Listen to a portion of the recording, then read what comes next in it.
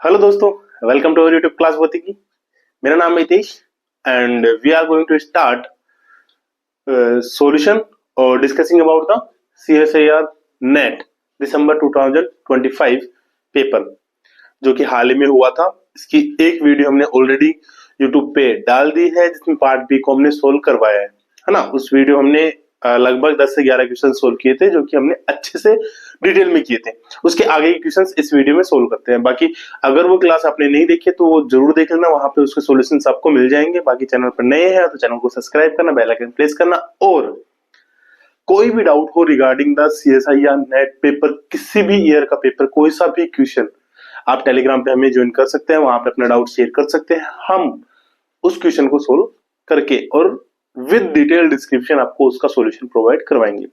तो वहां पे आप उसको सोल्व या उसका सॉल्यूशन, उस प्रॉब्लम को आप भेज सकते हैं, हम उसका सॉल्यूशन करवाएंगे। यहाँ पे हम डिस्कस कर रहे हैं हमारा पेपर CSIR वाला पेपर जो दिसंबर 2025 में भी हुआ था। उसमें हमने ऑलरेडी कुछ क्वेश्चंस हमने डिस्कस कर लिए हैं। आज की क्लास में हम करेंगे उससे आगे क्वेश्चंस, जो कि हमें पता है कि नॉर्मल जो पार्ट बी है वो होता है 21 से लगभग 45 तक का, है ना। तो इसमें हमने 31 तक का सोल्व करा था। आज की क्लास में हम करेंगे 32 तक से सोल्यूशन। ठीक है। ज्यादा देरी ना करते हुए डिस्कस करेंगे बाद में अलग सी चीजों का, लास्ट में क्लास के बाद डिस्कस करेंगे। अभी के लिए करते हैं क्वेश्चंस का solution. Question number 32 on your screen. Question number 32 में है 5 indistinguishable atoms are sitting on the distinguishable vertices of a pentagon. The atoms can be in one of the two states. दो स्टेट दे रखी है, एक ground state जिसकी energy 0 and एक excited state जिसकी energy E है। With energy E, however, neighboring atoms cannot both be in the E state, that means की excited state. The partition function of these systems at temperature T. So situation कुछ ऐसी है कि हमें एक pentagon दे रखा है, इस तरीके से कोई पेंटागन हो गया। 5 आइडेंटिकल पार्टिकल्स दे रखे, आइडेंटिकल, नॉन डिस्टिंग्विशेबल या इनडिस्टिंग्विशेबल।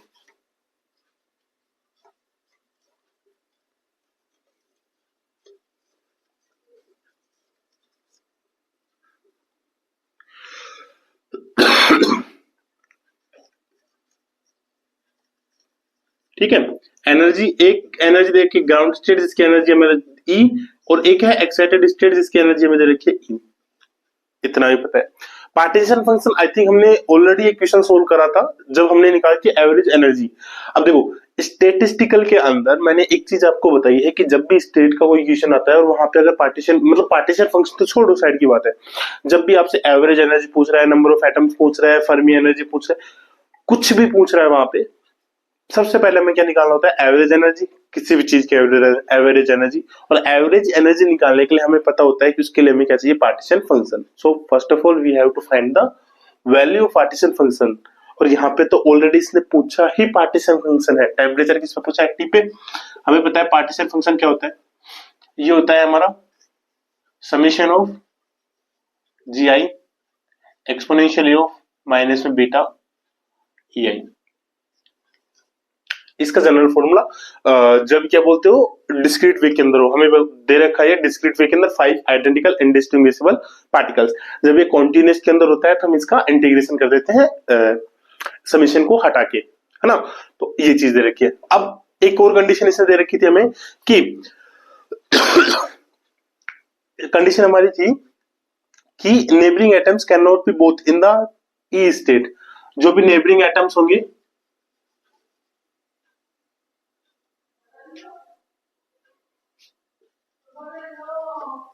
जो भी नेबरिंग एटम्स होंगे, नेबरिंग एटम्स मतलब यहां वाला और यहां वाला हो गया, यहां वाला और यहां वाला हो गया, ये वाला और ये वाला हो गया, ये वाला या ये वाला हो गया, ये वाला, ये वाला, ये किसमें नहीं हो सकते?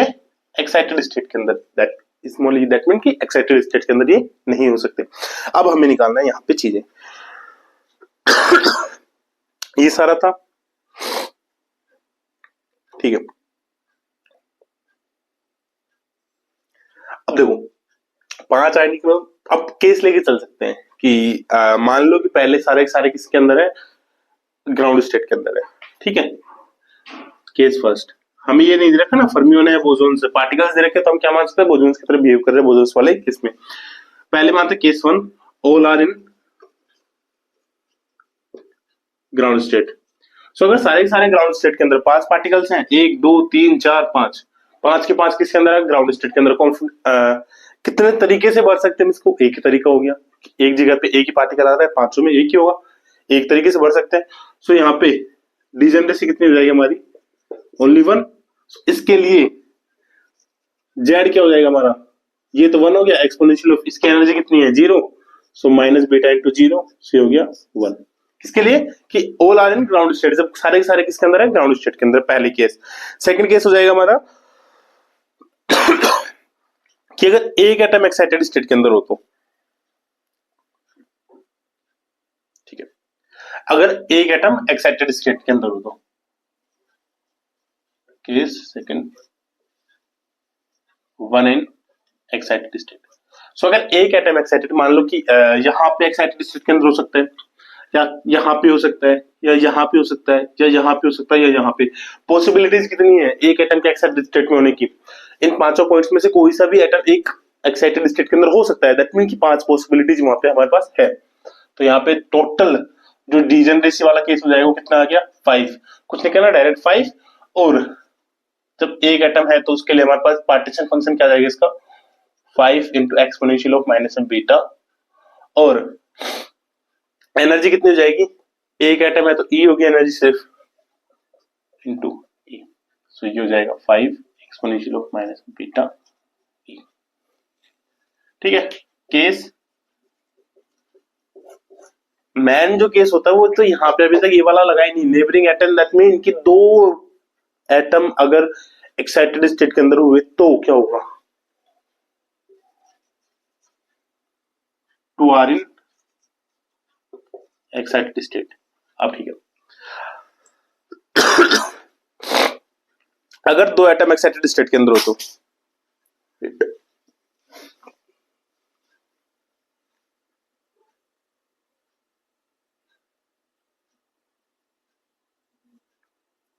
ठीक है, मान लो कि एक एटम यहाँ पे फिक्स हो गया एक्साइटेड स्टेट के अंदर, 2 एटम की बोल रहे हैं, वो एक एटम यहाँ पे भी हो सकता है, यहाँ पे भी हो सकता है, 2 पॉसिबिलिटीज होगी ऑब्वियसली।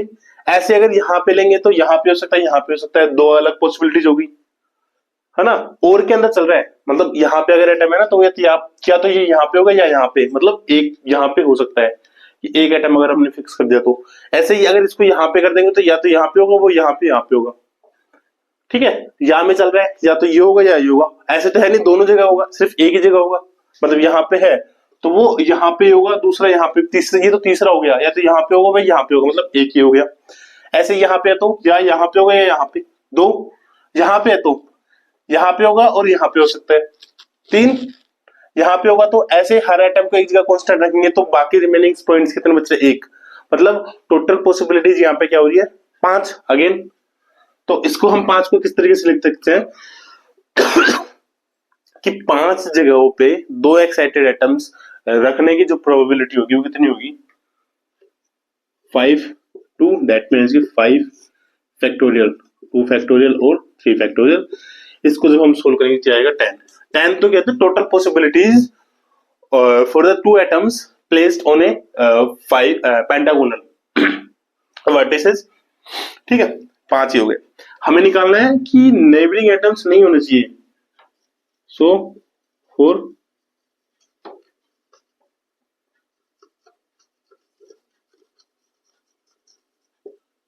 नो नेबर्स, इसके लिए कितना जाएगा, 10 माइनस 5, दैट मीन की 5, जो कि हम नॉर्मली हमने वैसे भी कैलकुलेट कर लिया था। सो इसके लिए भी जेड क्या हो जाएगा, 5। एनर्जी देखो 2 एटम्स है तो 2 एटम्स के लिए एनर्जी कितनी हो जाएगी यहाँ पे, 2E, एक के लिए तो E था, 2 के लिए 2E हो जाएगा, सो माइनस में 2 बीटा हो गया। ठीक है, 2 एटम्स के लिए हो गया। 3 एटम्स के लिए अगर चले कि मान लो कि तीनों के तीन एटम्स वहां पे क्या एक्साइटेड स्टेट के अंदर है, तो देखो एक तो यहाँ पे हो जाएगा, दूसरा यहाँ पे हो सकता है ना, बट अब तीसरे के लिए जगह ही नहीं बची। तीसरा अगर यहाँ पे हुआ तो ये वाली कंडीशन ब्रेक हो गई, यहाँ पे हुआ तो ये वाली कंडीशन ब्रेक हो गई। दैट मीन कि दो ही एटम किसमें हो सकते हैं, एक्साइटेड स्टेट के अंदर हो सकते हैं, दो से ज्यादा एटम एक्साइटेड के अंदर नहीं हो सकते। तो जैसे कि आपको लग रहा था कि इसका क्या वैल्यू है यहाँ पे, किसकी, इस चीज की, इस लाइन की सिर्फ इतनी सी वैल्यू थी कि हम सिर्फ मैक्स टू मैक्स दो एटम्स को एक्साइटेड स्टेट के अंदर लेके जा सकते हैं, इससे ज्यादा नहीं लेके जा सकते ना। अब इसने वही था कि टोटल जेड क्या हो जाएगा, पार्टीशन फंक्शन पूछा तो 1 + 5 exponential of minus beta E plus 5 exponential of minus में 2 beta E. So this is our partition function for this question number 32. I hope you understand the question or the language of questions or the motive of this question, right? कि इसकी क्या demand थी इस question की, किस तरीके से इसने डील करना था इस क्वेश्चन से। फॉर्मूला बेसिस हम इस तरीके से कर सकते हैं, या फिर नॉर्मली हमारा कॉमन सेंस भी लगा के तो हम यहाँ पे कॉमन सेंस लगा के भी इस क्वेश्चन को इस तरीके से इजिली हैंडल कर सकते हैं। सो कर लीजिए इसको। नेक्स्ट क्वेश्चन था question number 33। A quantum particle of mass m is moving in a potential Vx equals में m omega square upon में 8 5 x square plus y square plus 8 xy. The lowest energy eigenstates with degeneracy has an energy. Lowest energy eigenstate बतानी है एक चीज, plus में उसकी degeneracy भी होनी चाहिए दो चीज। बस यहीं पे इस क्वेश्चन का पूरा ट्विस्ट है। सो फर्स्ट ऑफ ऑल क्या दे रखा है वो देखते हैं। इसमें दे रखा है ए quantum particle of mass m, एक क्वांटम पार्टिकल दे रखा है जिसकी पोटेंशियल एनर्जी हमने इसको गिवन है 33, ये हमने कर दिया था, सॉरी। Vxy 2D के अंदर दे रखा है, सो ये हो जाएगा m ओमेगा स्क्वायर डिवाइड्स में 8 5 x square plus y square plus 8 xy। Alright, इसकी काइनेटिक एनर्जी अगर हम निकालते हैं तो वो क्या हो जाएगा, हाफ m और x square plus y square. Alright, ठीक है।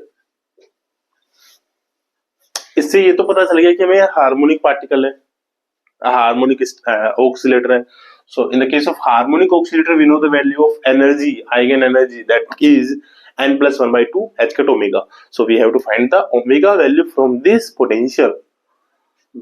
क्या यूज कर सकते हैं, वही स्मॉल ऑक्सीलेशन हम यहाँ पे लगा सकते हैं, दैट इज की v माइनस, और पहले v का मैट्रिक्स फॉर्म क्या होगा इसका मैट्रिक्स फॉर्म। सो इसका मैट्रिक्स फॉर्म हमें वही पता है, डेल स्क्वायर v अपॉन में del x square, del square v upon में del x del y, del square v upon में del y del x and del square v upon में del y square, right. So इसके matrix form के लिए हम क्या करेंगे, यहाँ पे इसका डबल डेरिवेटिव होगा x के रेस्पेक्ट में, तो डबल डेरिवेटिव x के रेस्पेक्ट में 5/,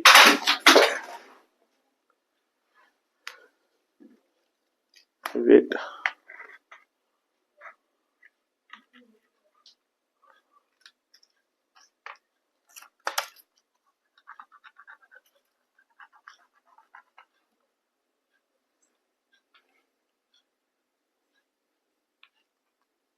सॉरी, तो यहां से हो जाएगा हमारा 5/4 एंड m ओमेगा स्क्वायर, यहां से हो जाएगा हमारा x y से करेंगे 8 से 8 कैंसिल आउट हो जाएगा, m ओमेगा स्क्वायर और यहां से आ जाएगा same 5/4 m omega square as t आ जाएगा हमारा।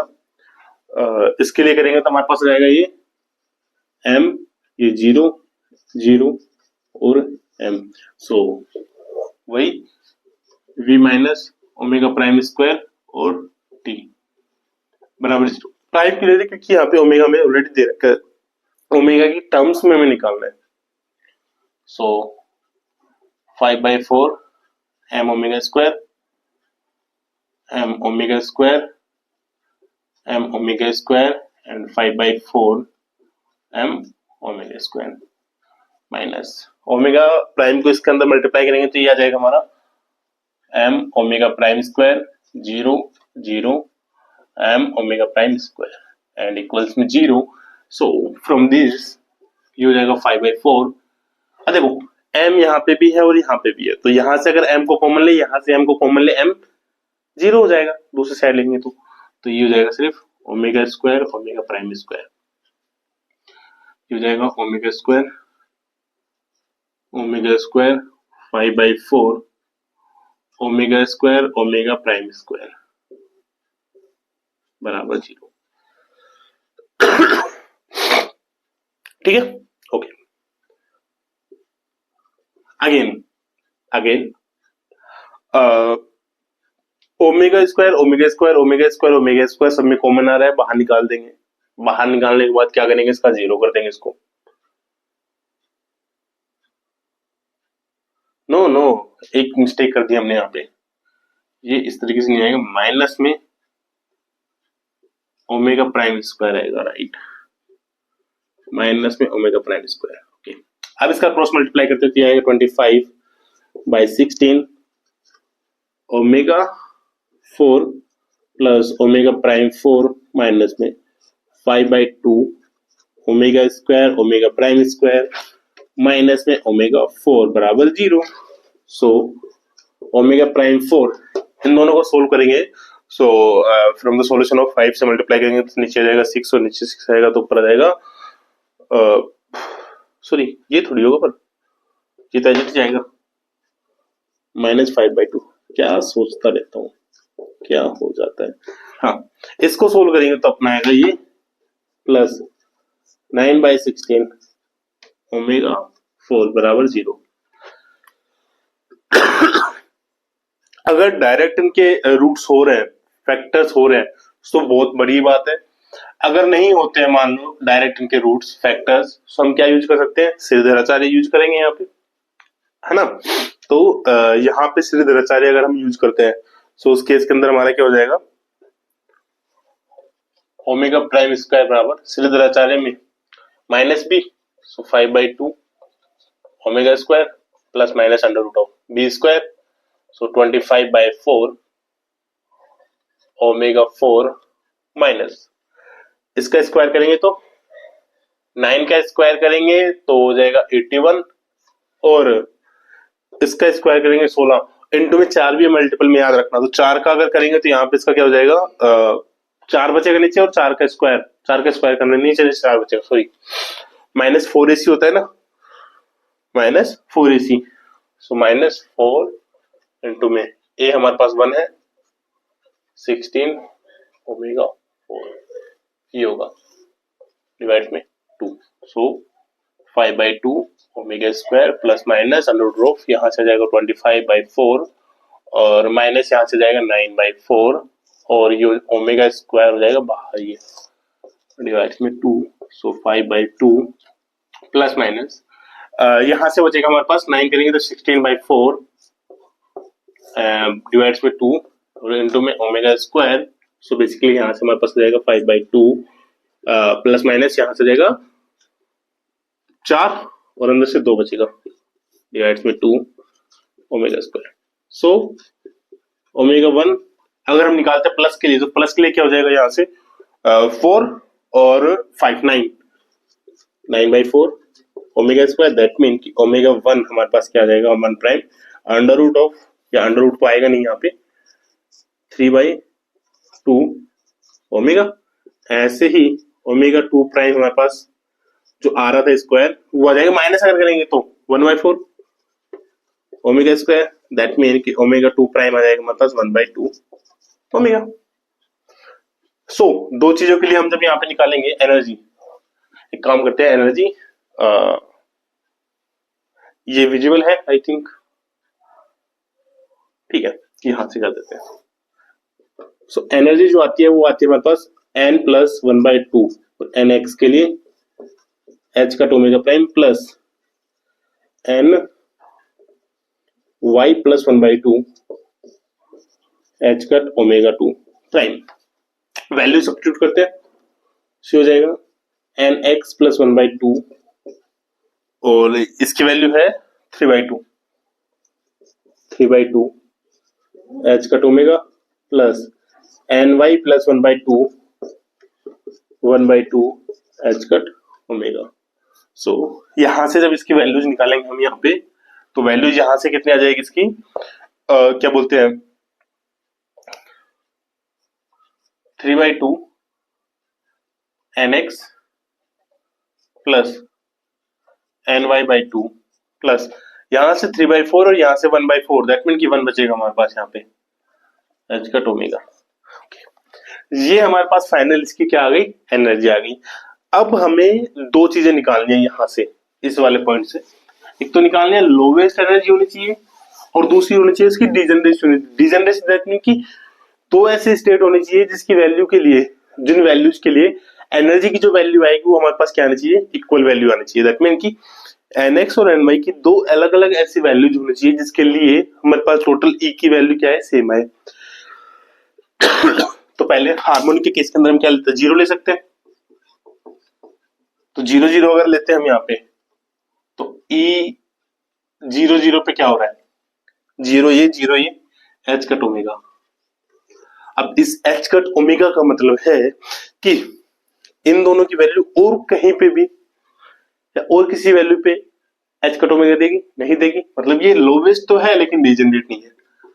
फिर 1 0 E 1 0 पे 1 पे ये हो जाएगा 3/2 प्लस 1 5/2 h कट ओमेगा एक।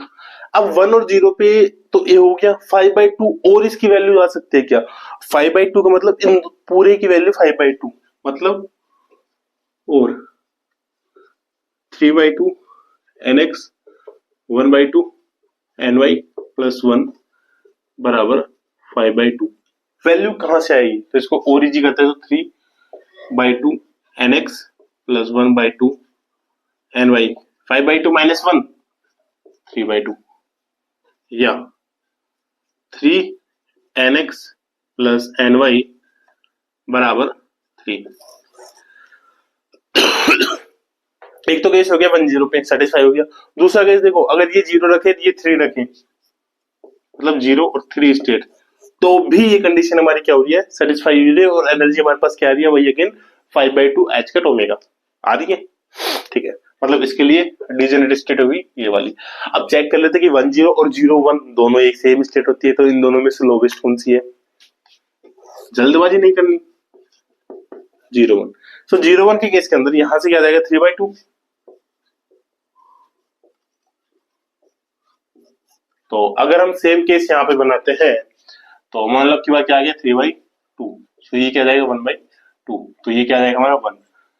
3nx प्लस ny बराबर 1, इंटीजर वैल्यू होनी चाहिए, तो बन रहा है कोई केस 0 1 पे तो 1 हो गया, बट इसके अलावा कोई भी वैल्यू सब्स्टिट्यूट कर ले हम इंटीजर के अंदर, हमारे ये वाले केस सेटिस्फाई नहीं होगा। तो हमारे पास ऑप्शन क्या जाएगा, करेक्ट आंसर क्या जाएगा हमारा, ये एनर्जी लोवेस्ट आ जाएगी 5/2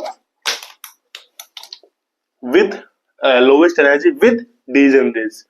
अगर डिजेनरेसी वाला, मान लो कि यहाँ से जो लास्ट लाइन है ना डिजेनरेसी वाली, अगर वो डिजेनरेसी वाली लाइन हटा देते तो हमारे ऑप्शन करेक्ट आंसर कौन सा होता, ये वाला। बट इस वाले केस के अंदर ये है, और यही चीज कंफ्यूजिंग करने के लिए इसने ऑप्शन दिया ही नहीं वैसे तो, वैसे पहली बात। बट हाँ, इसने देखो यही चीज कंफ्यूजिंग करने के लिए 3/2 वाला ऑप्शन दे रखा था इसने, ये वाला है ना, क्योंकि हम क्या करते हैं 0 1 और 1 0 दोनों एक ही स्टेट होती है, तो लगभग हम यहाँ पे कंफ्यूजिंग हो जाते हैं। ठीक है, ओके। सो ये था क्वेश्चन नंबर 33, कर लीजिए। Now next question on your screen. In the circuit show below, the input voltage is V in equals to 0.3 sin 50 t volts and C equals में 100 microfarad and RF equals में 10 kilo ohm. Considering the op amps to be idle and neglecting the transients, the best representations of the output voltage is. हमें basically बोला गया है यहाँ पे output voltage बतानी है। एक तो देखो यहाँ पे दे क्या रखा है, वी इन दे रखा है हमें,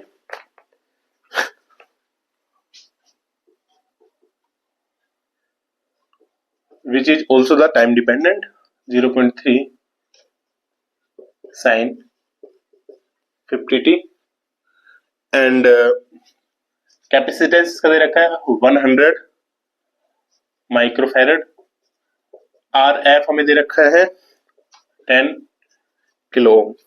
सो इसने पूछा है हमसे आउटपुट वोल्टेज।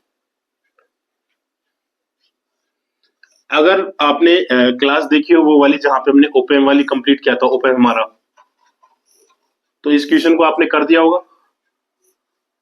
बाकी अगर वो क्लास नहीं देखी है तो फिर ये क्वेश्चन आपसे नहीं हुआ होगा, मजाक था, हो गया होगा, कहीं और से देखी होगी तो, राइट। बट हाँ, अगर आपको ये नहीं आता तो हमने क्लास डाल रखी है हमारी यूट्यूब पे ही, ओपैम, जहां पे हमने कंप्लीट ओपैम को डिस्कस किया है, कंप्लीट इसके रिगार्डिंग जितने भी क्वेश्चन आए हुए हैं 8 पेपर के अंदर, अलग अलग 8 पेपर्स के अंदर। अब वो पेपर आरपीएससी हो, टीएफआर हो, जेस्ट हो, आईटीजेएम हो, ये अपना सीएसआईआर हो, राइट। और उसके अंदर भी जैसे एपी लिया था हमने, असिस्टेंट प्रोफेसर लिया था, फर्स्ट ग्रेड लिया था, तो इस तरीके से हमने सारे पेपर 6-7 पेपर हमने सारे मिलाए थे और वहां से निचोड़ निकाल के सारे क्वेश्चन हमने वहां पे सोल्व करवाए थे। तो वो क्लासेस आप जरूर देखना। अब देखना यहाँ पे नॉर्मल जो सर्किट होता है ना, ये होता है हमारा डिफरेंशिएटर।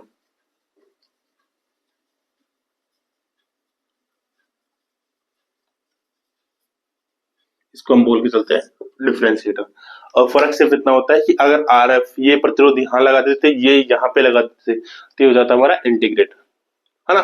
डिफरेंशिएटर है तो इसको डिफरेंशिएटर की तरह यूज करेंगे। अब देखो डिफरेंशिएटर के केस के अंदर हमारे पास एक चीज हमें पता होती है यहाँ पे कि हमारा जो आउटपुट होता है वी आउट, वो होता है हमारा माइनस में r f c d v इन अपन में डी टी,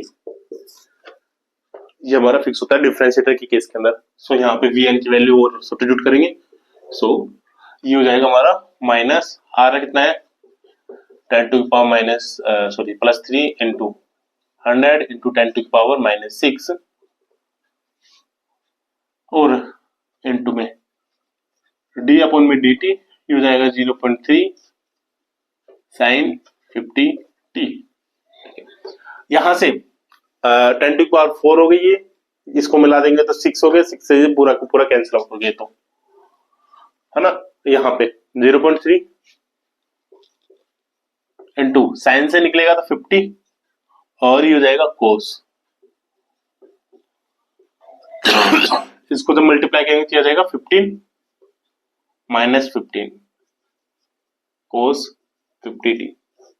एक चीज तो पता चल गई, आउटपुट में कोस आ रहा है और माइनस आ रहा है, मतलब स्टार्टिंग जो होगी नीचे से होगा और जीरो से नहीं होगा, एट वी इन बराबर 0 पे, राइट।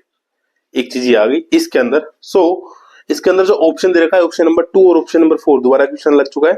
ऑप्शन नंबर 2 और ऑप्शन नंबर 4 जो दे रखा है वो तो यहीं पे गलत हो गया। अब देखना है, हाँ ऑप्शन नंबर 1 यहाँ पे ऑल्सो इनकरेक्ट क्योंकि माइनस साइन आ रहा है, तो सीधा सा ऑप्शन नंबर 3 यहाँ पे क्या हो गया करेक्ट आंसर। अब डाउट ये है कि सर यहाँ पे ऑप्शन नंबर 3 के अंदर तो प्लस माइनस 9 ही ले रखा है, तो देखो थ्रेशोल्ड वोल्टेज जो दे रखी थी ओपैम की, मतलब एक तरीके से लिमिट्स होती है ओपैम की। लिमिट्स इतना होता है कि जैसे जेनर डायोड होता है ना, जेनर डायोड के केस के अंदर क्या देखते हैं कि जेनर डायोड अगर हम 10 वोल्ट का लिया तो 10 वोल्ट से ऊपर की जो भी करंट होगी उसको वो वहीं की वहीं रोक देगा, और ऊपर जो भी करंट जा रही है जितनी भी टाइम के अंदर वो पास हो रही है उसको वो कांस्टेंट कर देगा अपने उस वोल्टेज पे। ऐसे ही इसके अंदर होता है प्लस माइनस 9 जो है, तो प्लस माइनस 9 के ऊपर इसके ऊपर जो भी वोल्टेज रहेगी उसको वो हटा देगा और वहां पे उतने टाइम के लिए क्या हो जाएगा कांस्टेंट हो जाएगा। तो यहाँ पे अपने पास क्या आ रहा था -15 दैट इज ग्रेटर देन 9। सो इसके केस के अंदर क्या हो गया कि 15 के लिए 9 से ऊपर 9 से 15 तक का जो पार्ट होगा उसको क्या कर देगा कांस्टेंट 9 पे, फिर नीचे आएगा ऐसे नीचे में कांस्टेंट कर देगा। तो हमारा ऑप्शन नंबर 3 यहाँ पे क्या हो गया करेक्ट आंसर। और ऑल्सो अगर ये भी नहीं पता होता तो हम इससे भी पता लगा लेते। तो ऑप्शन नंबर 3 यहाँ पे करेक्ट आंसर कर लीजिए इसको। Next question, a circular disc of radius r is made of two halves as shown in the figure separated by a dielectric of neglecting thickness। हमें यहाँ पे क्वेश्चन में दे रखा है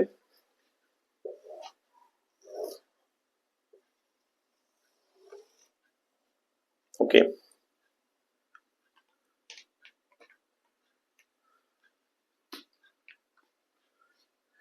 एक ये वाला पार्ट है,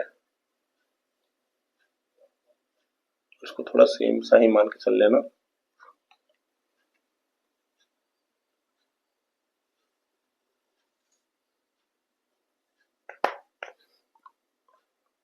ये वाला पार्ट है, ये है माइनस सिग्मा, और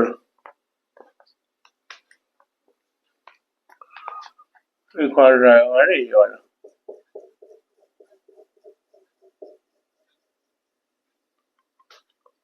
और ये बन चुका है हमारा ब्रेन।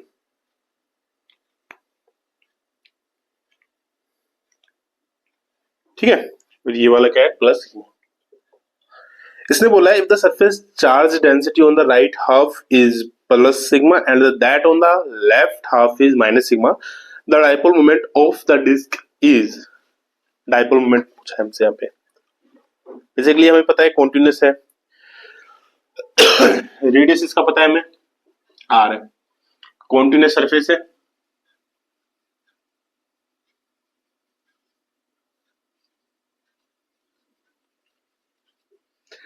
पूछा क्या है, dipole moment.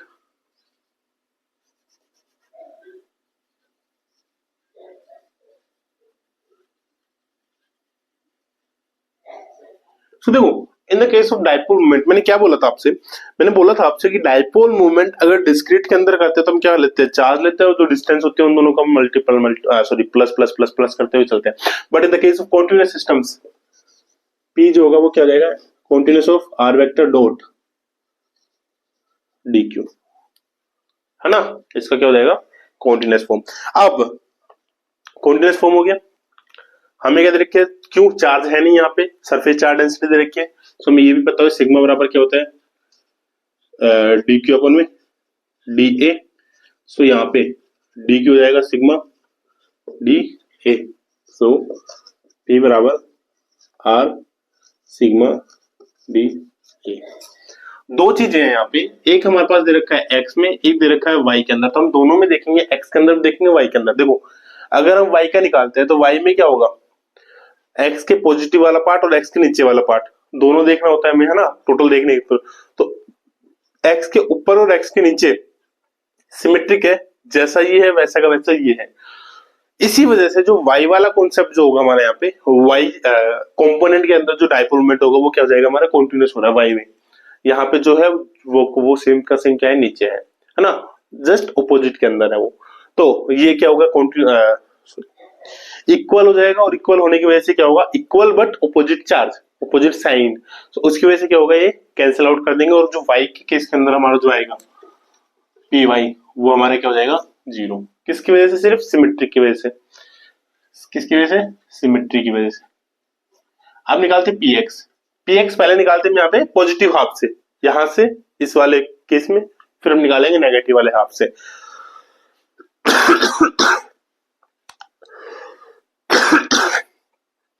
Sorry, so for the positive half के केस के अंदर यहां से ये डिस्टेंस हमारी जो आर वेक्टर लेके चल रही थी, क्या हो जाएगा हमारा एक्स, सो पी क्या हो जाएगा, x sigma dot R D R D theta, x sigma dot sigma R D R D theta, क्योंकि किसमें है, एक्स के अंदर है।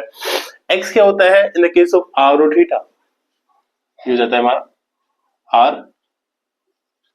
कोस theta sigma R D R D theta. Value जो हमारे पास आ जाएगी 0 से आर से, और इसके केस के अंदर माइनस पाई बाई 2 से पाई बाई 2, तो यहां से हो जाएगा कॉन्टिन्यूस है कोस थीटा, सो 2 का फैक्टर बाहर चला जाएगा, सिग्मा बाहर चला जाएगा, और अंदर बचेगा 0 से पाई बाई 2, 0 से आर, आर स्क्वायर एक तो डी आर हो जाएगा, और ये हो जाएगा cos theta D theta, that is यहां से जाएगा 2 sigma into R square D R क्या हो जाएगा, R cube by 3 into cos का क्या होता है साइन, और साइन पाई बाई 2 क्या होता है 1, तो जाएगा 2 सिग्मा आर क्यूब बाई 3। एक दूसरा केस निकालते हैं नेगेटिव वाले के केस के लिए। सो नेगेटिव वाले केस में क्या जाएगा, आर पी एक्स, ये हमारा पॉजिटिव हाफ के लिए था, ये नेगेटिव के लिए, ये हो जाएगा भाई again s sigma R D R D theta. So देखना, एक तो सिग्मा, सिग्मा की वजह से वहां पे क्या था पॉजिटिव सिग्मा, तो हमने सिग्मा लिया, वहां पे क्या नेगेटिव सिग्मा, तो ये वाला सिग्मा क्या हो जाएगा यहाँ पे नेगेटिव साइन, नेगेटिव। वैल्यू क्या से आएगी अभी यहाँ पे, यहां तक पहुंच के π/2 से -π/2, π/2 से -π/2 हो जाएगा r cos थीटा, सिग्मा बाहर r dr d theta, so minus sigma, और ये 0 से r भी है। इनको चेंज करेंगे लिमिट्स को और 2 बाहर निकाल देंगे, तो लिमिट्स चेंज करेंगे तो माइनस साइन आएगा जो कि बाहर निकल जाएगा, तो क्या हो जाएगा प्लस हो जाएगा, माइनस माइनस प्लस, तो ये जाएगा 0 से π/2, 0 से r square dr cos theta d theta.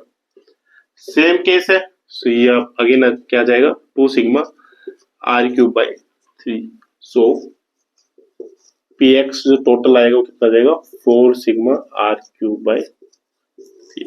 सो px के लिए क्या आ जाएगा this one, and for the py symmetry की वजह से हमारे पास क्या जाएगा 0।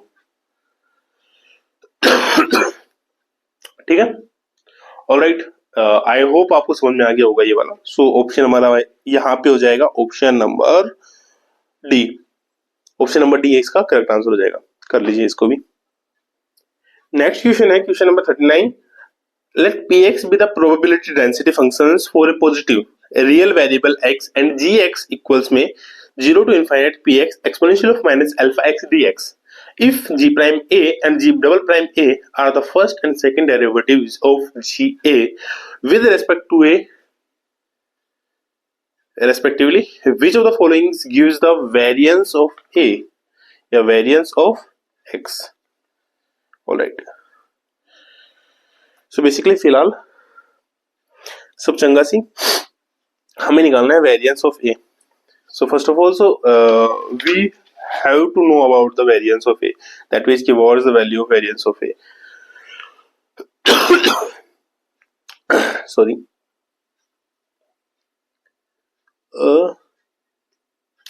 ठीक है, और ए की वैल्यू इन्होंने क्या रखी है यहाँ पे 0 रखी है, तो हमें जी ए क्या दे रखा है यहाँ पे, इन्होंने दिया 0 से infinite px exponential of minus में ax और dx। वेरिएंस ऑफ ए क्या होता है,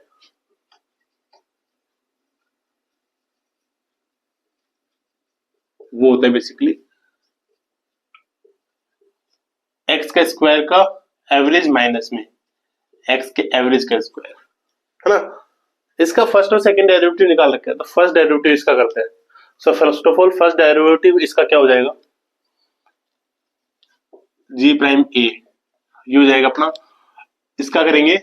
सो देखो a के लिए करना है ना g प्राइम a, मतलब d g a अपॉन में dA, ये कांस्टेंट है, ये भी कांस्टेंट है, पूरा इंटीग्रेशन सिर्फ इसका होगा, तो इसका होगा तो माइनस a यहां से बाहर आएगा और 0 to infinite px exponential of minus में ax dx, सॉरी x आएगा और x बाहर नहीं आएगा, यहाँ पे आएगा। ये a के रेस्पेक्ट में कर रहे हैं, ये आ गया। इसने बोला है 0 पे, a बराबर 0 पे, a बराबर 0 पे, a बराबर 0, exponential of 0 1, so minus x px dx 0 to infinite. देखा देखा लग रहा है कोई कि लाइक एवरेज ऑफ x का ये होता है, कुछ होता है ना। सो ये होता है हमारा माइनस में एवरेज ऑफ x, जो ये वैल्यू होती है हमारी, ठीक है। सो एक चीज तुम्हारे पास आ गई कि एवरेज ऑफ x का अगर स्क्वायर करेंगे तो आ जाएगा हमारा g प्राइम 0 का स्क्वायर। सेकंड थिंग लिखते हैं डबल डेरिवेटिव, तो इसका डबल डेरिवेटिव अगर करेंगे तो वो अगेन ये कांस्टेंट है, ये कांस्टेंट है, इसका होगा सिर्फ। सो इधर ही कर लेते हैं, जी डबल प्राइम ए बराबर माइनस माइनस प्लस हो जाएगा, ये आ जाएगा x square P x exponential of minus में ए एक्स और डी एक्स 0 पे, मतलब जी डबल प्राइम 0 पे ये होगा एक्स स्क्वायर पी एक्स और डी एक्स। इसका हमारा क्या हो जाएगा, ये average of x square so triple prime zero बराबर एवरेज ऑफ एक्स स्क्वायर। सो ये आ गया वेरिएंस ऑफ एक्स निकलवा रहा है ये, तो इसकी वैल्यू आ जाएगी हमारे पास वेरिएंस ऑफ एक्स बराबर जी डबल प्राइम जीरो माइनस ये वाला जी प्राइम जीरो का होल स्क्वायर। आंसर था, इजी क्वेश्चन था, आराम से होने लायक तो नहीं था। देखो अगर विदाउट प्रैक्टिस अगर नहीं है तो इसकी, बट हाँ अगर प्रैक्टिस है अच्छे से इनकी तो हो जाता है क्वेश्चन आराम से, 1 मिनट के अंदर क्वेश्चन होने लायक था। तो ये हमारा क्वेश्चन आया था वेरिएंस ऑफ ए। अब वेरिएंस ऑफ ए से क्वेश्चन है, दैट मीन कि अपने को क्या करना है यहाँ पे, आपको ये चीजें करना है टॉपिक की वेरिएशन से आ रहा है, स्टैंडर्ड वेरिएशन आता है, यहाँ पे मीन आ जाता है।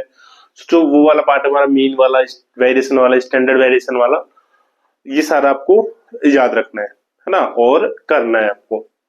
क्वेश्चन था, कर लीजिए इसको।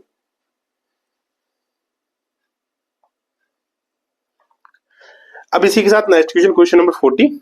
An isolated 2-electron quantum state is described by the orbital angular momentum, quantum number L, and the total spin S. The allowed value of L and S is. इसने क्या बोला है? An isolated 2-electron quantum state. देखो कुछ सोचना नहीं है इसमें।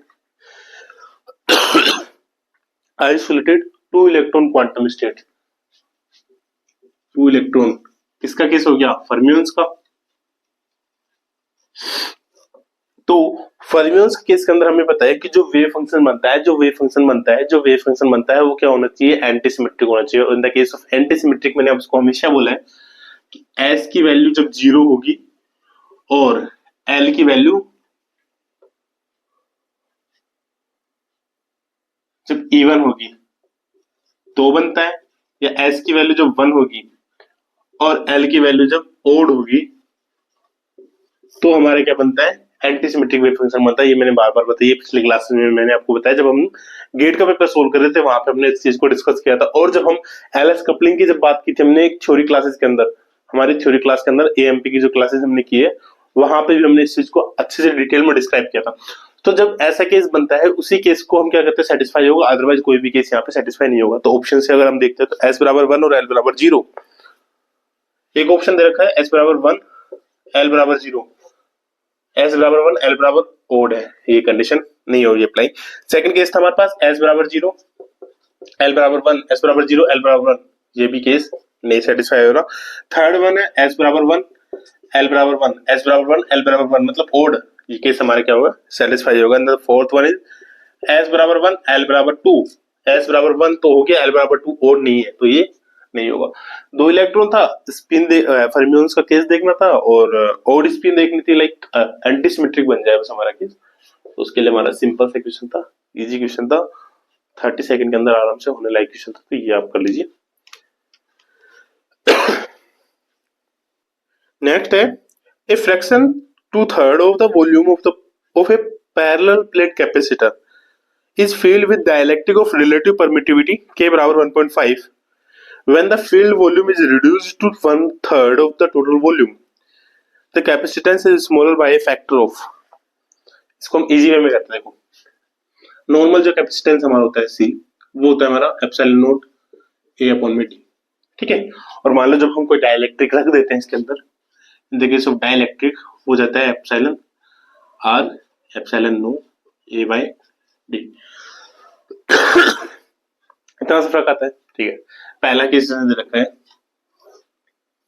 अब देखो जो एक होता है ना कि वॉल्यूम में चेंज कर रहा है, वॉल्यूम और एरिया के अंदर, यहाँ पे हम एरिया ले रहे हैं वहां पे वॉल्यूम ले रहे हैं, तो वॉल्यूम क्या होती है? Area dot length. लेंथ हमारी जो ये वाली है डिस्टेंस d, ये क्या रहने वाली है? कांस्टेंट। सो अगर ये कांस्टेंट रहने वाली है सो हम क्या बोल सकते हैं इसको? चेंज इन वॉल्यूम बराबर क्या हो जाएगा? Change in area.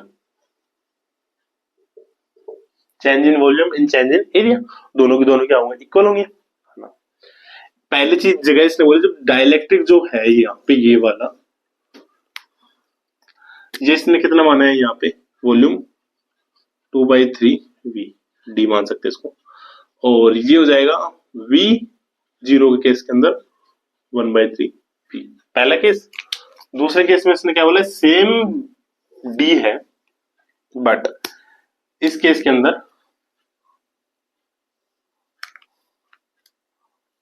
जो ये वाला पार्ट था वी डी वाला, ये हो जाता है 1/3 ऑफ वी, और वी डी वाला जो सॉरी वी ओ वाला जो पार्ट है वो हो जाता है 2/3 of V. Okay and again capacitors हो या फिर हम बोल सकते हैं कि जो वेव नंबर देखते हैं ना के, उनके केस के अंदर एक चीज होता है, या स्प्रिंग कांस्टेंट जिसको बोलते हैं, उसके केस के अंदर एक चीज होता है कि जब वो पैरेलल में होते हैं, जैसे रेजिस्टेंस का केस क्या होता है कि जब वो पैरेलल सीरीज में होते हैं तो डायरेक्ट जोड़ देते हैं, पैरेलल में होता है तो 1/r करके हम उसको ऐड करते हैं। इसका जस्ट अपोजिट होता है कैपेसिटर्स के केस के अंदर, जब वो पैरेलल में होता है तो डायरेक्ट जुड़ते हैं। तो ये क्या है, पैरेलल में यहां से यहां तक आ रहा है, दोनों के दोनों क्या है पैरेलल में। तो इसके लिए C1 के लिए हमारे पास क्या हो जाएगा CD प्लस CO, और C2 के लिए भी क्या हो जाएगा CD प्लस CO। अब कर देते इसको सोल्व बस, और इसको हमें क्या करना है करो। इसके लिए क्या हो जाएगा CD 2/3 है तो एरिया यहाँ पे क्या हो जाएगा इसका 2/3 एरिया। सो CR की वैल्यू हमें दे रखी है यहाँ पे 1.5, एप्सिलॉन R की वैल्यू दे रखी है 1.5 एप्सिलॉन नॉट। A प्राइम की वैल्यू दे रखी 2/3 A डिवाइड्स में D plus epsilon A divides में D। इसको इजी करते हैं। 1.5 को हम लिख सकते 3/2, सो 3/2 और 2/3 कैंसिल आउट हो जाएंगे। एप्सिलॉन नॉट A डिवाइड्स में D plus epsilon naught A divides में D, 3 हो गया 2 एप्सिलॉन नॉट A डिवाइड्स में D, दैट मीन कि 2CO। ठीक है, इस वाले केस के अंदर ये हो जाएगा 1.5 एप्सिलॉन नॉट डिवाइड्स में D इंटू में 1/3 A plus epsilon naught A divides में D। यहां से अगर इसका करते हैं हम यहाँ पे 3/2 और 1/3, 1/2 बचेगा, सो इसको हो जाएगा एप्सिलॉन नॉट A डिवाइड्स में 2D plus epsilon naught A divides में D, ये हो जाएगा 3, 1 plus 1/2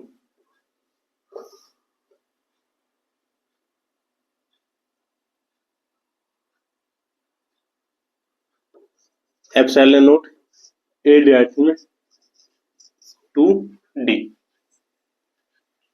I hope we made a mistake in our question. We have done a mistake in our questions. Okay. इसको तो हमने चेंज कर लिया, यहाँ का इसका भी तो एरिया चेंज हो रहा है ना, ये वाला 1/3 A 3, सो यहाँ से कितना होगा ये 3 और 4/3 एप्सिलॉन नॉट A डिवाइड्स में D। सॉरी ये गलती हमने कर रहे हैं, यहाँ पे भी सेम गलती 2/3 A बचेगा हुआ पार्ट, सो इसका हो जाएगा 2 और 3, सो नीचे आ जाएगा 6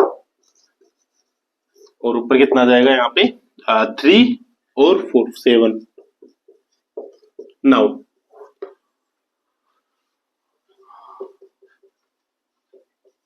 C2 डिवाइड्स में C1, epsilon naught A upon में D, epsilon naught A upon में D कैंसिल आउट हो जाएंगे। यहां से बचेगा 7/6, नीचे बचेगा 4/3, तो पलट हो जाएगा 3/4 2, सो ये जाएगा 7/8। इसका करेक्ट आंसर कुछ नहीं था, सेम था, बस हमने मिस्टेक कर दी थी यहाँ पे, इसके केस के अंदर मिस्टेक हो गई थी बट वो करेक्ट है, तो इसका करेक्ट आंसर क्या जाएगा 7/8। इस क्वेश्चन को भी कर लीजिए अच्छे से, और कोई भी मतलब प्रॉब्लम हो तो बता दीजिए आप।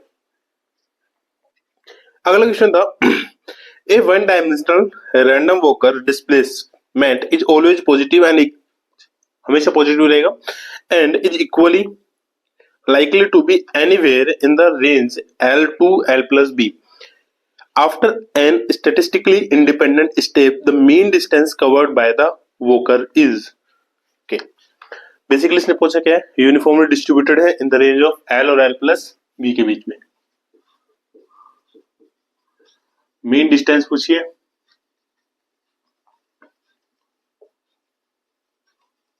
सो मीन डिस्टेंस हमारी जो होगी एस, वो होगी टोटल कितना चला है डिस्प्लेसमेंट। तो मान लो कि एक बार में चला x1, फिर x2, x3, इधर चला x4, n है ना, n टाइम्स। सो टोटल का क्या हो जाएगा मीन, मतलब x1, x2, x3 and so on और xn स्टेटिस्टिकली इंडिपेंडेंट है।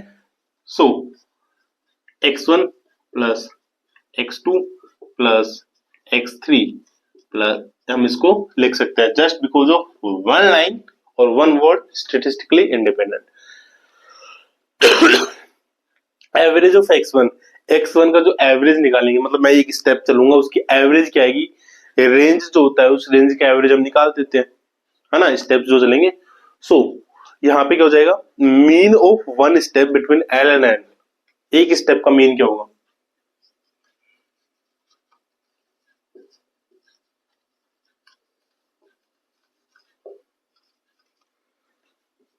x, और ये x कौन सा होता है, x1 भी हो सकता है, x2 भी, x3, x4, xn, कुछ भी हो सकता है, डजेंट मैटर। क्या हो जाएगा, l plus B plus L divides में 2 से हो जाएगा l plus B by 2। Then s क्या हो जाएगा, नंबर ऑफ पार्टिकल्स कितने हैं, n है ना, n l plus B by n l plus B by 2 क्या हो जाएगा, n इंडिपेंडेंट स्टेप्स के लिए एक दूसरे के ऊपर डिपेंड नहीं कर रहे हैं, मतलब n टाइप n पीपल्स है, n नंबर ऑफ पीपल्स है और वो चल रहा है, बस उनकी एक रेंज फिक्स कर दी l से l प्लस बी के अंदर। अब हमें बतानी मीन डिस्टेंस उन्होंने कितनी कवर किया, तो वो ये हो जाएगा, कर लीजिए इसको भी। Now next question, question number third, ठीक है। Two well separated conducting sphere A and B of radii 10 cm and 20 cm carry charges 30 coulomb and minus 20 coulomb respectively. When they are connected by a thin conducting wire, the final charge on A is QA and then on B is QB. The value of QA and QB respectively are closest to, दो चीज दे रखी है, एक तो radius दे रखी है 10 और 20 और एक चार्ज दे रखा है 30 और 20। एक ये हमारे पास है, इसकी रेडियस कितने हैं 10 सेंटीमीटर। एक दूसरा है हमारे पास, इसकी रेडियस है 20 सेंटीमीटर। दोनों दोनों कनेक्ट करे हमने एक वायर से, इसके ऊपर चार्ज है सॉरी, इसके ऊपर चार्ज दे रखा है हमें 30 कूलम पॉजिटिव में, इसके ऊपर चार्ज है माइनस 20 कूलम। अब देखो एक चीज याद रखना, जब भी दो कंडक्टिंग, जरूरी नहीं है इस स्फीयर को ही, जब भी दो कंडक्टिंग चीजों को हम एक दूसरे से कनेक्ट करते हैं, तो अगर एक का चार्ज ज्यादा है एक का कम है, तो उनमें चार्ज का फ्लो होगा किसकी वजह से, विभवांतर की वजह से, पोटेंशियल डिफरेंस की वजह से। और वो कब तक होगा, जब तक कि इन दोनों का पोटेंशियल क्या होगा, सेम नहीं हो जाता, है ना। तो एक केस तो ये हो गया कि जब इनको हम दोनों को कनेक्ट करेंगे तो इनके जो पोटेंशियल होंगे वो क्या हो जाएंगे, सेम हो जाएंगे। अब उस पोटेंशियल के सेम होने के केस के अंदर इसका चार्ज क्या बचेगा और इस पे चार्ज क्या बचेगा वो देखते हैं, है ना।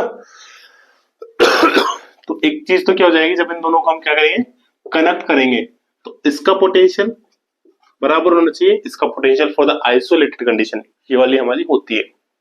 पोटेंशियल क्या होता है फॉर द स्फीयर, के क्यू अपॉन में आर, सो के क्यू क्या है यहाँ पे, क्यू ए डिवाइड्स में आर ए बराबर में के क्यू बी अपॉन में आर बी। ये वाले चार्ज और क्यू ए चार्ज अलग है, क्यू ए और क्यू बी जो चार्ज है ना वो दोनों के इक्विलिब्रियम में आने के बाद वाले चार्जेस है। हो गया, R1 दे रखा है 10, R2 दे रखा है 20, तो ये हो जाएगा QA बटे 10 बराबर QB बटे 20। सो QB जो होगा वो क्या होगा, 2 टाइम्स ऑफ QA हो जाएगा। एक सेकेंड थिंग, चार्जेस का हमें पता है टोटल चार्ज क्या होते हैं, कंजर्व्ड होते हैं। टोटल चार्ज हमारे पास हमेशा फिक्स होंगे, इधर से उधर जाए उधर से इधर आए, तो टोटल चार्ज क्या हो जाएगा,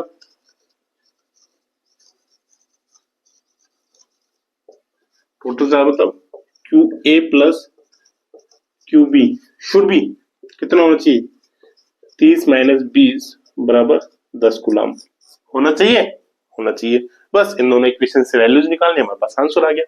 कैसे, यहां से क्यूबी की वैल्यू रखेंगे तो Q A plus 2 Q A बराबर 10, सो क्यू ए बराबर 10/3 यह जाएगा 3.3 कूलम।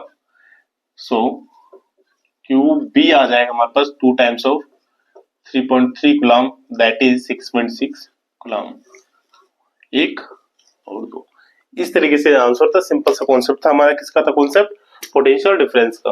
पोटेंशियल डिफरेंस दोनों का क्या हो जाएगा, इक्वल हो जाएगा in the case of when we are connecting और when we connect to metal, हाँ कंडक्टिंग मेटल्स, राइट। ठीक है, तो हो गया होगा इक्वेशन, देख लेना और अच्छे से कर लेना इसको। Now next question, B, C and F are three systems which have particles of the same mass and the same number density kept at the same low temperature T. Hence, C is a classical ideal gas, F is a free Fermi gas, and B is the free Bose gas with pressure PC, PF and PB respectively. Then देखो एक चीज याद रखना, एक तो दो चीजों में, फर्मी गैस में और बोस गैस क्या होता है कि एट टी बराबर 0 पे, एट टी बराबर 0 पे जो पार्टिकल्स हमारे नॉर्मल, देखो मोमेंटम है, यहाँ पे क्या पूछा है, प्रेशर। जो प्रेशर है वो बेसिकली डिपेंड किस पे करता है, हमारा normally pressure number of particles पे करता है, एन पे, है ना। तो यहाँ पे क्या होगा, एट टी बराबर 0 पे जो फर्मी गैस के अंदर जो नंबर ऑफ पार्टिकल्स होंगे, जो स्टेट होंगे, वो क्या होते हैं, फर्मी एनर्जी लेवल तक जाते हैं सारे। एट टी बराबर 0 पे किस में होता है, फर्मी एनर्जी लेवल पे। And in the case of Bose gas के अंदर टी बराबर 0 पे जब तक कोई टेम्परेचर हम नहीं देते तो हमें बोसॉन्स का पता होता है, उसके अंदर कोई पेयर्स बनते नहीं है, इंटीजर्स में होता है। तो सारे के सारे जितने भी पार्टिकल्स होते हैं सबके सब क्या होंगे, ग्राउंड स्टेट के अंदर होता है। ग्राउंड स्टेट के अंदर होने से क्या होता है उसके अंदर कि जो एवरेज मोमेंटम उनका होता है, किसका, पार्टिकल का, वो क्या होता है, डिक्रीज हो जाता है। और उस वजह से जो प्रेशर होता है वो भी क्या होता है, ऑल्सो डिक्रीज। किसी केस के अंदर, बोस गैस के अंदर, फर्मी गैस के अंदर क्या होता है कि जब टी बराबर 0 के अंदर, एक तो पाउली एक्सक्लूजन प्रिंसिपल का फॉलो करती है, मतलब सारे के सारे एटम्स के होंगे ग्राउंड स्टेट में नहीं होंगे। टी बराबर 0 के केस के अंदर भी मैक्सिमम जो होगा, मिनिमम जो होगा ना, उसका स्टेट वो क्या होता है इसके अंदर, फर्मी एनर्जी लेवल। नॉर्मली हम जो पढ़ते हैं फर्मी एनर्जी लेवल पे ये वेरी करता है ना। तो मतलब एकदम ग्राउंड स्टेट के अंदर ये नहीं होता है। तो इसके केस के अंदर जो प्रेशर होता है वो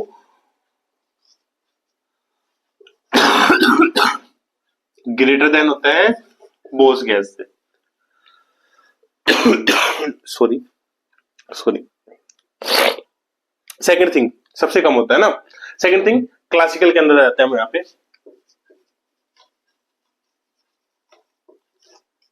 एक तो ये होता है, और दोनों के अंदर बोस गैस और फर्मी, ये कहां पे आता है, क्वांटम वाला। तो क्वांटम वाला केस आते ही एक जो प्रेशर होता है वो क्लासिकल प्रेशर हमारा अलग हो, क्वांटम प्रेशर अलग होता है ना। क्लासिकल प्रेशर के अंदर जो हम बात करते हैं वो क्या होता है, हमारा जो एनर्जी की हम बात करते हैं नॉर्मली वो हमारा क्या होता है, केटी। और अगर हम प्रेशर की बात करें तो एन ई जो होता है, एनकेबीटी। प्रेशर ये वाला तो होगा, but in the case of classical से हम जब स्विच करते हैं क्वांटम के अंदर तो वहां पे एक और आता है डिजेनरेसी। वो किसकी वजह से आती है डिजेनरेसी, पाउली एक्सक्लूजन प्रिंसिपल की वजह से, है ना, जो कि बोस में नहीं होती, बोस में नहीं होती, इसको अवॉइड करना है। पाउली एक्सक्लूजन प्रिंसिपल फर्मी के अंदर आता है, जिसकी वजह से इसका प्रेशर क्लासिकल से क्या होता है, ज्यादा होता है ना। तो फर्मी का प्रेशर क्लासिकल से क्या होता है, ज्यादा होता है। बट टी बराबर 0 के केस के अंदर, इसके अंदर टी बराबर 0 के केस के अंदर प्रेशर जो होता है नॉर्मली वो एकदम ग्राउंड स्टेट में, जैसे कि इसके अंदर क्या होता है, पूरा पूरा ग्राउंड स्टेट के अंदर, इसकी तरह ग्राउंड स्टेट में नहीं होता है। तो मतलब इसका जो प्रेशर होता है ना, as compared to Bose gas क्या होता है, थोड़ा इंक्रीज होता है। और इसको आप डायरेक्ट याद भी कर सकते हैं, प्रॉपर्टी होती है एट टी बराबर 0 पे, डायरेक्ट प्रॉपर्टी भी होती है और आप इसको डायरेक्ट याद भी कर सकते हैं। दैट इज एट टी बराबर 0 particle feel momentum states up to Fermi level या Fermi energy. So this produce degeneracy pressure. सो जो PF होगा हमारा उसके अंदर NKBT तो होगा प्लस में डिजेनरेसी वाला प्रेशर ओवर ऐड हो जाता है, तो इस वजह से ये क्या होता है क्लासिकल से ज्यादा होता है, बट बोस गैस से भी ज्यादा होता है, क्लासिकल वाला बोस से भी ज्यादा होता है, क्योंकि at low temperature they tends to occupy the same lowest energy states because many particle fell into the ground states average momentum decreases so pressure also decreases. Correct option हमारा क्या हो जाएगा PF is greater than PC greater than PB. कर लीजिए इसको। और अगर आपसे कोई पूछ ले फर्मी प्रेशर का, तो फर्मी प्रेशर मान होता है पीएफ होता है एन की पावर 2/5 सॉरी एन की पावर 5/3। डायरेक्ट क्वेश्चन आ जाता है बी पार्ट में ही, कभी कभी जैसे गेट के अंदर आ जाएगा या फिर आप किसी कंपटीशन एग्जाम के जैसे एमपीपीएससी का एग्जाम आ रहा है, आरपीएससी का आ रहा है, उसके अंदर ये वाला क्वेश्चन आ जाता है, तो इसको भी अच्छे से देखना है ना।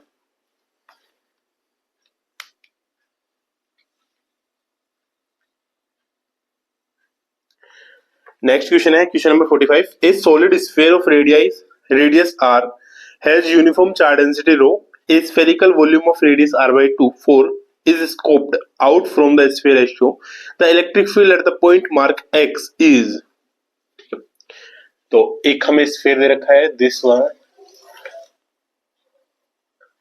85% करेक्ट, इसका सेंटर पॉइंट हो गया। एक और स्फीयर हम काट लेते हैं यहाँ पे, ये इसका सेंटर पॉइंट हो गया।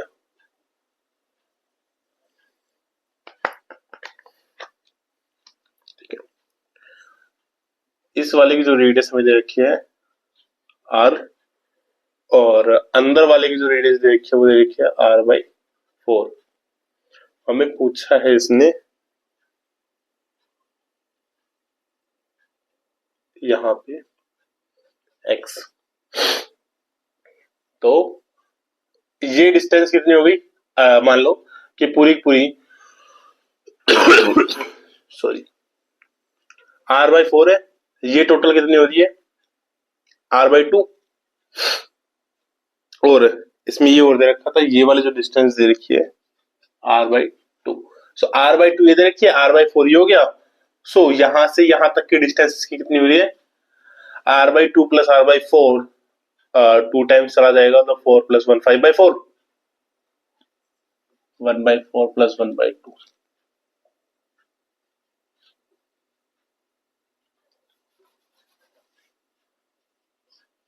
3/4। ठीक है, तो इस वाले स्फीयर के लिए हमें क्या निकालना है, इसका सिंपल सा मेथड है, बड़ा वाला स्फीयर जिसकी रेडियस है r, और हमें निकालना है इलेक्ट्रिक फील्ड यहाँ पे 3r/4 पे, माइनस कर देंगे अगर छोटे वाले का जिसके सरफेस पे हमें निकालना है r/4 पे, तो हमारे पास क्या आ जाएगा, इसका इलेक्ट्रिक फील्ड आ जाएगा। r denotes the unit vector along the radial outward direction। ठीक है, इसको सिंपल से कर देते हैं, ज्यादा नहीं करते। Electric field on A sphere के केस के अंदर हम जानते हैं कि E इनसाइड जो होता है वो होता है मतलब रो एप्सिलॉन नॉट अपॉन में, सॉरी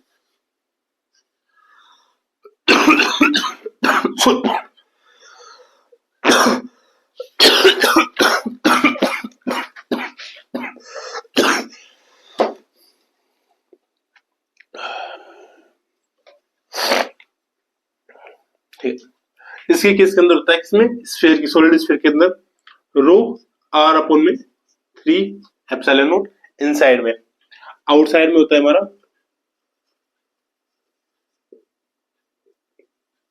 आउटसाइड में हमारा हो जाएगा रो r क्यूब डिवाइड में 3 epsilon not r square, and E surface पे होता है रो r अपॉन में 3 एप्सिलॉन नॉट। ठीक है, एक चीज सिंपल सी चीज याद आप रख लेना, अब यहाँ पे इस वाले केस के अंदर इनसाइड में है, तो इनसाइड वाला लगा देंगे यहाँ पे। तो इसके लिए इलेक्ट्रिक फील्ड क्या हो जाएगा, इसके लिए रो अपॉन में 3 एप्सिलॉन नॉट, आर की वैल्यू में दे रखी है 3 आर बाई 4 माइनस इस वाले के लिए क्या है, सरफेस पे रो बाय 3 एप्सिलॉन नॉट, आर की वैल्यू दे रखी है आर बाई 4। तो ये हो जाएगा हमारा 3 से 3 कैंसिल आउट हो जाएगा, रो आर अपॉन में 4 एप्सिलॉन नॉट माइनस यहां से आ जाएगा रो आर अपॉन में 12 एप्सिलॉन नॉट। ये हो जाएगा हमारा, इसको अगर इजी वे में करते हैं तो 3 रो आर माइनस में रो आर डिवाइड में 12 एप्सिलॉन नॉट, और ये हो जाएगा 2 रो आर अपॉन में 12 epsilon naught which is rho R upon में 6 एप्सिलॉन नॉट, इसका करेक्ट आंसर। तो ये हमारा क्वेश्चन था, और ये हमारा था पार्ट बी, है ना। सो अब मेरे को ये भी है कि हमने इसमें कुछ क्वेश्चंस स्किप किए हैं, कुछ क्वेश्चन छोड़े हैं, but during this class I don't know कौन कौन से क्वेश्चंस मैंने छोड़े हैं। बाकी हाँ, अगर कोई क्वेश्चंस रहते हैं पार्ट बी के अंदर सो उनको भी हम कवर अप कर लेंगे।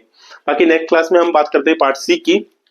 देखो जैसे हम पहले भी क्वेश्चन सोल्व करते आ रहे थे कि हम पूरा पेपर एक बार सोल्व कर लेते हैं, फिर उसमें जो भी क्वेश्चन जहाँ पे बचते हैं 4-5 क्वेश्चन जो भी रह जाते हैं उनको हम एक लास्ट वीडियो के अंदर उसमें कवर अप कर देते हैं ना। तो ये हमारा पार्ट बी था जिसके अंदर ये क्वेश्चंस थे। कोई क्वेश्चन जिस क्वेश्चन में भी आपको डाउट है, क्वेश्चन आप कमेंट्स में बता देना, या क्वेश्चन नंबर लिख देना कमेंट्स के अंदर, ताकि मैं समझ जाऊं कि कौन सा क्वेश्चन है। उस क्वेश्चन को हम फिर से डिस्कस कर लेंगे, जितनी बार बोलेंगे उतनी बार डिस्कस कर लेंगे, बस सिर्फ पेपर निकलना चाहिए, है ना। बाकी थ्योरी क्लासेस की भी लेके आएंगे हम, थ्योरी क्लासेस इसके साथ साथ, जिसमें हम डिस्कस करेंगे इन्हीं कॉन्सेप्ट को डेप्थ के अंदर और फॉर्मूलाज को डेरिवेशंस के अंदर, ऐसे याद नहीं करेंगे। तब तक के लिए पढ़ते रहिए, पढ़ाते रहिए फिजिक्स, और मिलते हैं अगली क्लास के अंदर। ध्यान रखें अपना। जय हिंद।